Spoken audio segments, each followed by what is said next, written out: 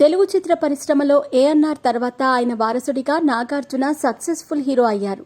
తెలుగు ప్రేక్షకుల మధ్యలో స్టార్ హీరోగా, కింగ్గా, మన్మధుడిగా తనకంటూ ప్రత్యేక ఇమేజ్ సొంతం చేసుకున్నారు. బాలీవుడ్లోనూ పలు చిత్రాలు చేశారు.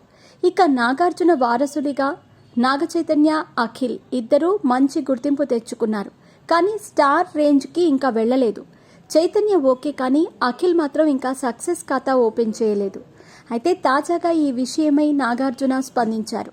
హిట్ కొట్టే వరకు అభిమానుల ముందుకు రానని తనతో అఖిల్ చెప్పినట్టుగా నాగార్జున తెలిపారు.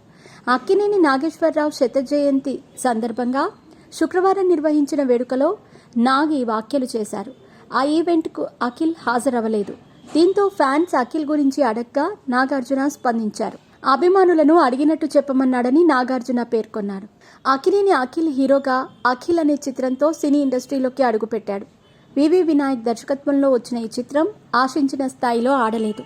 ఆ తర్వాత హలో, మిస్టర్ మజ్ను లాంటి సినిమాలు కూడా బాక్సాఫీస్ ముందు అంతగా ఆడలేదు. అనంతరం బొమ్మరిల్లు భాస్కర్ దర్శకత్వంలో వచ్చిన మోస్ట్ ఎలిజిబుల్ బ్యాచులర్ సినిమా పర్వాలేదనిపించింది. ఇందులో పూజా హెగ్డే హీరోయిన్గా నటించింది. కానీ ఇది కూడా భారీ హిట్ అవ్వలేదు. అయితే ఆ తర్వాత భారీ అంచనాలతో వచ్చిన ఏజెంట్ సినిమా మాత్రం డిజాస్టర్గా నిలిచింది. దీంతో అఖిల్ కెరీర్ సందిగ్ధంలో పడింది.